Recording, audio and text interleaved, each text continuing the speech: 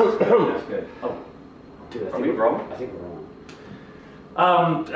Hey everybody, welcome to the show. I'm Jared Hugg. And I'm Dane Hugg. And this is Hugg The Chefs. So what we're going to do today is we're pretty much going to make some marinara sauce, or your mom's classic tomato sauce that you've always wanted to know the recipe for. And we're going to teach you how to do it with relatively cheap products that you can get at any store. And then we're going to pretty much turn it into vodka sauce. Hell yeah, vodka. And vodka. Oh, hello, brother. Slam. Slam.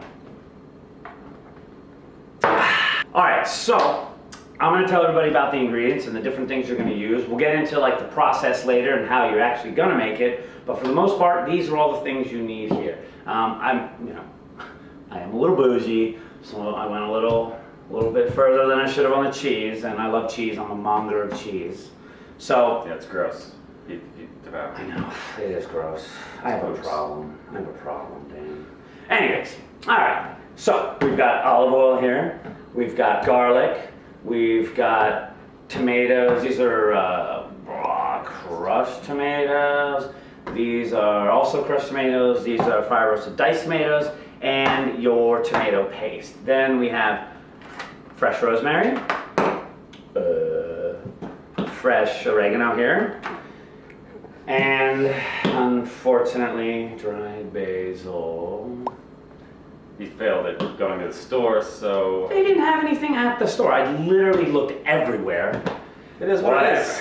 Then we've got Campanelle here, which I thought would be pretty much the best pasta to use with this kind of sauce, because anytime you use a pasta like this with certain ridges and stuff, it really gets the sauce around it, and you're able to pretty much soak up the sauce, and it coats the pasta perfectly. Gets in the inside, and you get juicy sauce in every bite. Juicy sauce pasta. Then we've got your basic heavy cream, and this is more or less Splurging. a Parmesan. It's a balsamic Parmesan. Santori wheel balsamic. It is freaking delicious, and it's going to go great with the acidic tomatoes. Here. All right, so then here we've got vodka, pepper, vodka, pepper, vodka, pepper. We use Sky vodka. And one of the things I thought would be great with this dish, even though this really isn't a Tuscan dish, I guess it could be. I mean, there's tomatoes all over Italy, but this wine is a phenomenal wine. Centene Toscana 2016. It's a Sangiovese, Cabernet, and a Merlot blend that is just phenomenal. Sangiovese. All right, so we start off with the whole clove, and for this portion size, we're probably going to use about half of it. Now, should be 5 or 6 cloves. The best way to get the skin off is to kind of turn it and crack it in the middle, and it should come right off. All right, now we're going to crush the garlic. Make sure the blade is facing away from you. You're going to take the base of your hand and crush down on the garlic to open up the flavors before we mince it. Now, the portion size we're making today is about 6 people. Now you can do more or less, 2 boxes, 3 boxes, whatever tickles your fancy. Right after you crush the garlic, we're going to mince it. Now you're going to put your hand over the tip of the blade. Do not curl your fingers underneath it. You will cut the tips off, and we're going to use the base of the knife to mince this garlic.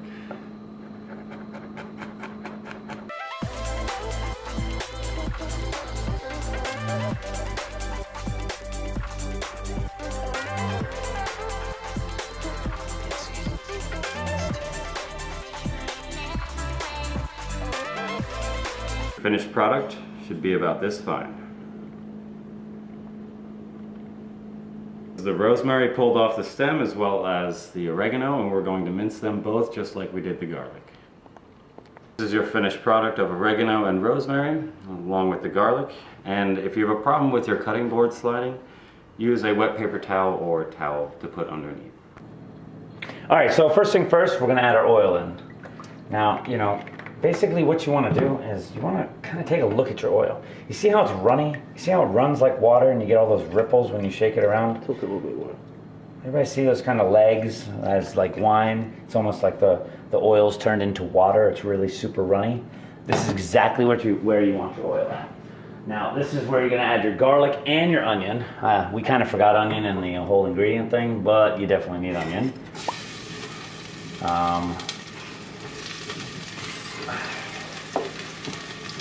Now onions and garlic are important to add first because you want to brown them. Browning your onion and garlic is really important. It's really going to get the most amount of flavor out of your garlic.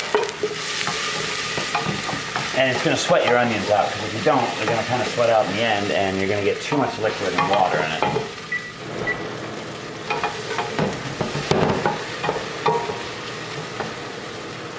Now, you want to keep it moving. You want to always move your onion and garlic so that it doesn't burn, because burnt garlic is disgusting and has a really super bitter flavor. You want to keep it evenly spaced throughout the entire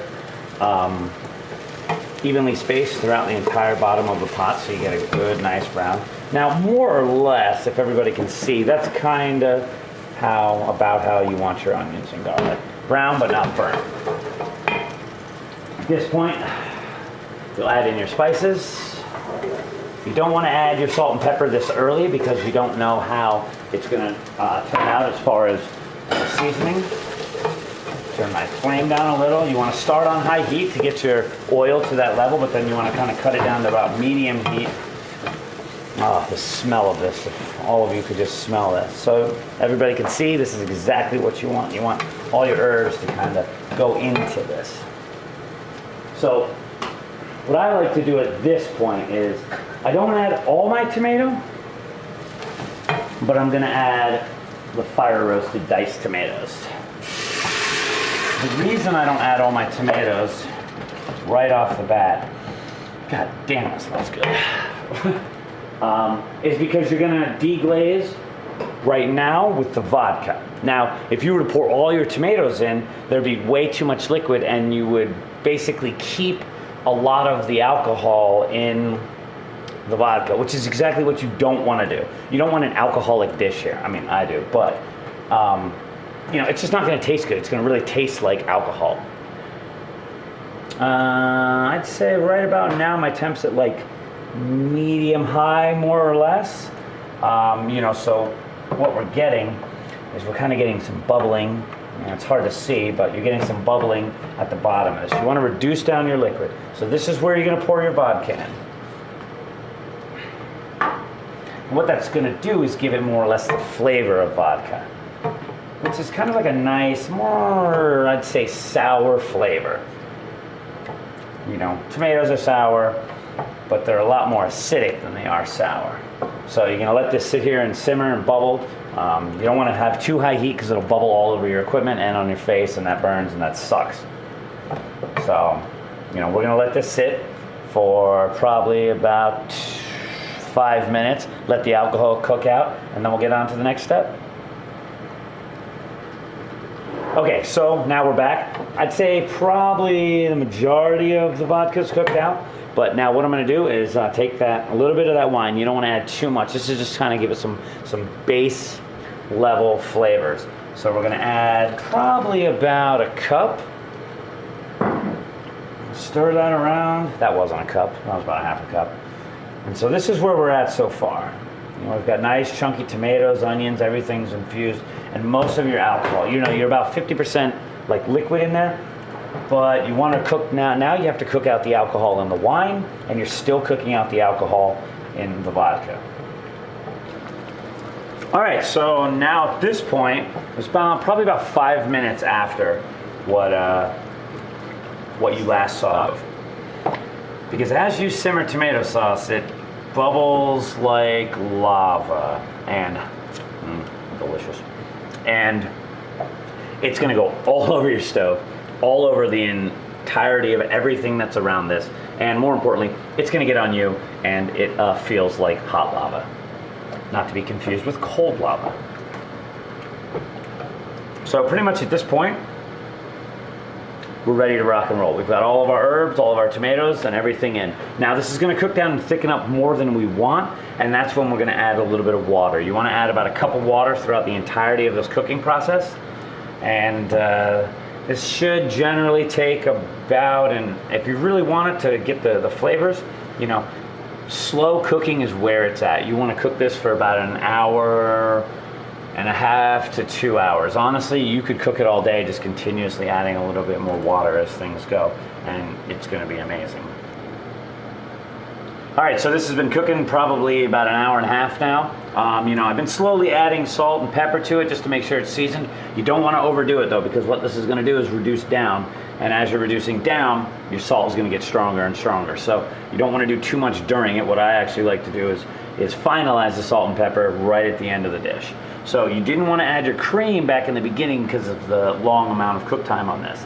You really, cream will break after about, well, I mean, it doesn't really matter time, it's temperature and time, but you want to add your cream towards the end. You're not going to want to add a lot, but you're going to want to about, that felt like a cup. So with this amount, with those cans, you know, this will probably feed 6 to 8 people. This is a lot of sauce, as everybody can see. Maybe 15 people, no, but you know, with the amount of pasta, this is a lot of sauce. But this is something that you can put in your freezer, you can freeze, you can keep it for weeks. You know, in the refrigerator, it will last about a week, give or take, mostly because the cream will go bad over anything else.